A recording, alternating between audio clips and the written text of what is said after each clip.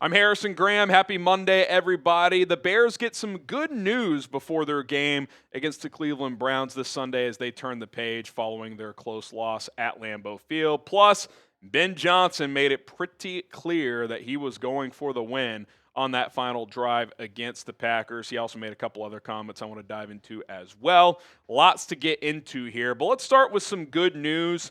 Cleveland has lost another key starter for this upcoming game, as the Bears obviously must win against the Browns, cannot afford to drop this one in terms of your playoff chances, so on and so forth. And we saw this past Sunday in their loss to the god-awful Titans that a key player they lost last week was dearly missed in Malik Collins. Now, Ian Rappaport has the news today that their starting center, Ethan Posick, tore his Achilles and is out for the season, according to Kevin Stefanski. And their offensive line has already been struggling. Guys have been in and out of the lineup. Remember, they had to trade for – who's the left tackle from the Texans they traded for? We actually talked about him on this show. Cam Robinson, he hasn't been playing that well. The right tackle's been in and out of the lineup. They've been so banged up that our old friend Tevin Jenkins actually started last week and is probably going to start again this week at right guard. So it'll be interesting to see that as he makes his return to Soldier Field. But one thing I would like to see is, this should be a decent opportunity for the defensive line to play well. Now, I don't think the Bears' defensive line is that great. I think that's pretty clear. But a couple of backups, starters that aren't playing aren't that great. This Bears defensive front should at least be able to win some one-on-ones against the Cleveland Browns offensive line that's had issues for weeks now, and against the quarterback in Shedeur Sanders, that while he has shown the ability to make some plays, gets a little lackadaisical in the pocket at times as well. And I briefly mentioned Malik Collins, want to touch on it a little bit more here. They clearly miss him because what have I said for weeks? Don't overlook the Browns because their defense is really good. Malik Collins was having a career year. Myles Garrett, obviously, still available. He's going to play. He's been absolutely dominant. That's a game that could get weird if you're not careful. But we just saw yesterday in a game where Cam Ward threw for less than 130 yards, they got gashed, gave up 31 points, and Tony Pollard had a career day, 25 for 161 and 2 touchdowns, 6.4 average. Tony Pollard's a nice player. He's not some every down dominant back. He's a good player in a 1-2 rotation, and they had no answers for him whatsoever. Why do I bring this up? Well, what do the Bears have? They have a really good offensive line, especially in the run game, and they have 2 running backs that are very capable. It's going to be cold at Soldier Field. The Bears should be able to have a lot of success on the ground against Cleveland this weekend. So you would expect that to be a big part of the game plan and force the Browns to make an adjustment without Malik Collins because they were unable to do so in their loss to Tennessee this past Sunday. Speaking of the Bears and the Browns, who you got winning and what is the final score going to be? Bears, Browns, who wins? What's the score going to be? I'll save mine for an official preview, but if the Bears lock in, they should be able to win this game. I don't want to say easily, but fairly comfortably unless they just play really, really bad. All right, today's show sponsored by Prize Picks, best daily fantasy sports app there is. It's the holiday season. It's the best time of year for sports. Bowl games, basketball matchups, playoff pushes. It's all happening at once. And while you and I are out here making decisions every day, what gifts to buy, what to eat, which game to watch, there is one place where it feels good to be right. That is Prize Picks. I don't know about you, but I'm done with season-long fantasy football. I got eliminated from the playoffs weeks ago. I'm all in on daily fantasy. Why? Because if I win a lineup, that's great in real time. If I lose it, I can get right back on the saddle. I can have multiple lineups at once, try different players. All you do is select 2 or more players and take more or less on their stat projections. Doesn't matter sport, football, basketball, hockey, soccer, baseball, when it returns. Tons of stats available. Here's an example of a 2-player lineup I've got for tonight. A.J. Brown, more than 59.5 receiving yards. He's gone for more than 100 the last couple weeks. And then Kamani Vidal, I know that Amarian Hampton is back, but I still expect him to have a role with how he's been playing. I took more than 35.5 rushing yards for him as well. $20 lineup to win $60. Check it out today. Download the PrizePicks app. Use our code CLNS to get $50 in lineups after you play your first $5 lineup. That is code CLNS to get $50 in lineups after you play your first $5 lineup. PrizePicks, it's good to be right. Okay, Ben Johnson spoke to the media today This first part was actually via ESPN 1000, so want to credit them for getting the answer out of Ben. But he made it, 99.9% clear that the mindset on that final drive was to play to win. We're going to bleed out as much clock as possible, score, and go for two. We're putting it all on the line on this drive right here. And, in real time and during the watch party, Colin and I debated, do you go for two? Do you tie it? I said it depends on the clock, how much time is left. Well, clearly the way they played it and getting the clock to under 30 seconds, at that point, you're going for the win, and that's absolutely what you should do. He was asked, were you planning to go for two? He said, quote, that's highly likely. He was playing for the win, and I don't really blame him.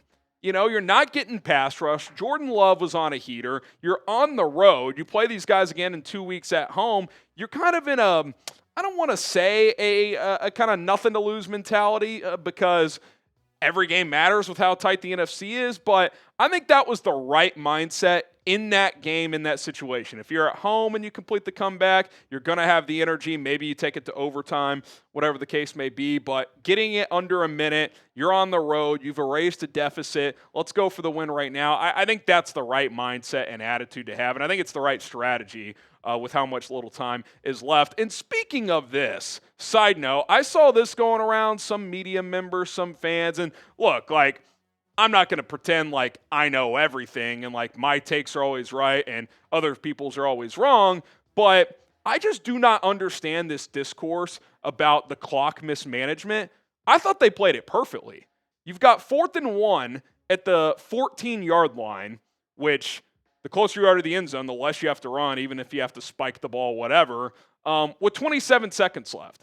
So when they threw it, first of all, you're basically playing for the touchdown on that play, and we know what happened. It got picked off. But even if you throw that into the flat and Swift is tackled, or if there was a scenario where Caleb could have ran for it and gets tackled, okay, you rip a timeout with 22 seconds left. So it's 1st and 10 at the 11 or 12-yard line with north of 20 seconds, and you still have one timeout, even if you have to take one right there.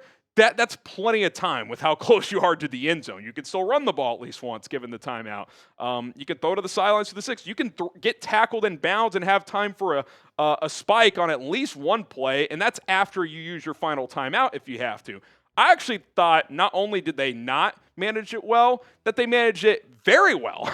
I thought they timed it up very well. They were telling you their intentions. Hey, we not only are planning to score and go for two, we want to leave Jordan Love as little time as possible. And that's a good idea. Why? Because you're getting no pass rush and the receivers are running free pretty often. So even if you score on that throw that you threw to Cole Kmet, there's 22 seconds left? You've left them very little time. Better yet, if you run it, get the first down, take a timeout, say you score 2 plays later, you're probably talking about 15 seconds left. But I thought they actually timed it up really well, where not only did they dwindle down the clock, but there was still enough time that even if that 4th and 1 is converted in bounds, you take the timeout and you still have north of 20 seconds and a timeout left within 12 yards of the end zone. So I will completely disagree with that assessment of the clock management. I think they were in complete control of that situation.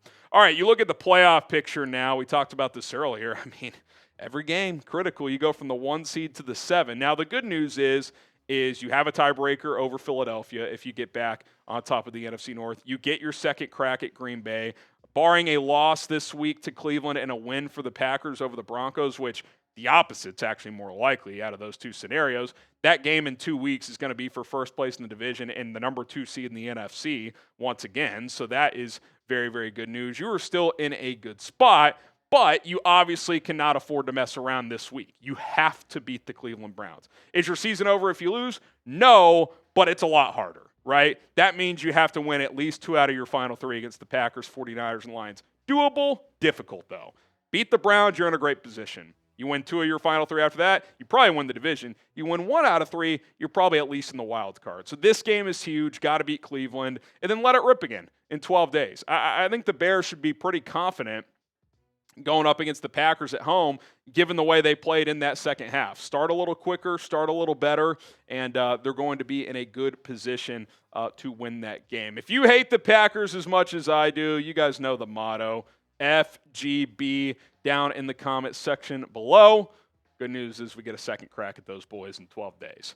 All right, a couple other notes from Ben. Zach Pearson, Bear Report, had this. Said Ben Johnson says offensively the Bears need to start faster. Valid. They need to limit explosive plays on defense. Valid. Also said the kickoffs and return coverage weren't good for special teams. Valid. I didn't think the kickoff stuff was that egregious other than Cairo's kick short of the landing zone. I think there was one where they missed a tackle and got out to like the 37, but in general, that's been a lot better. But their returns were still better than the Bears. The Bears I don't think they had a single kickoff return past the 30, so that was not very good. I think those are all valid points. Those are all areas for improvement this week and the next time against the Packers. And more importantly, I've said this a million times, I just appreciate the honesty. Like, yeah, we're starting too slow. Yeah, special teams were not good enough, and we gave up too many explosives. It's like, yes, Ben, thanks for just saying what we all watched. Like, it's perfectly okay for the head coach to be honest. Like, that's not being overly critical. That's just what happened. I guarantee you he said all those things and more to the players and the other coaches inside the building when they met earlier on Monday. Now, Ben also talked about the last play, essentially the last play before the kneel down. And he confirmed what I kind of thought, having watched it more and from the different angles this morning, the all-22, etc. DJ Moore was not really an option on that final play. Now, was it impossible to get him the ball? I wouldn't say impossible, but couple things. One, it's the third read. Swift is the primary in the flat, especially on a fourth down situation. Just take the completion, get the sticks. If he throws it perfectly on Swift's first hit, maybe, but I understand Caleb not throwing that. If it's slightly off, it's going to get knocked away. Komet's the secondary, like we saw last week, and DJ's the third read, but really the third option is Caleb scramble. And people keep saying Caleb should have run for it. I don't think he's getting there. I just don't. I think they were cutting off that angle. Look, the bottom line is the mistake was not getting to the third read to DJ Moore. The mistake was the ball placement and the timing. He could have gotten to Cole a little bit earlier, and he could have thrown a better ball. Sometimes, that happens. Now, I still don't love the call, but it was there if you executed it a little better. I would have run Monungai. I've made that clear, but I am glad that Ben's like, guys, DJ wasn't that realistic of an option there. It's the third read. It's a timing play. If Caleb bypasses DJ or Swift and Cole, even when DJ slips open, there's two defenders in between him and DJ, so he's going to have to go around. We know he can do the arm angles, but in that situation, that's pretty difficult. I just don't think that's that viable of an option. So I'm glad Ben said that because I totally agree with him. All right, subscribe to the channel. Free and daily Bears content. We'll turn the page. Bears still in a good position here. Let's beat the Browns and then let it rip against the Packers in 2 weeks. My name is Harrison Graham. Bear down.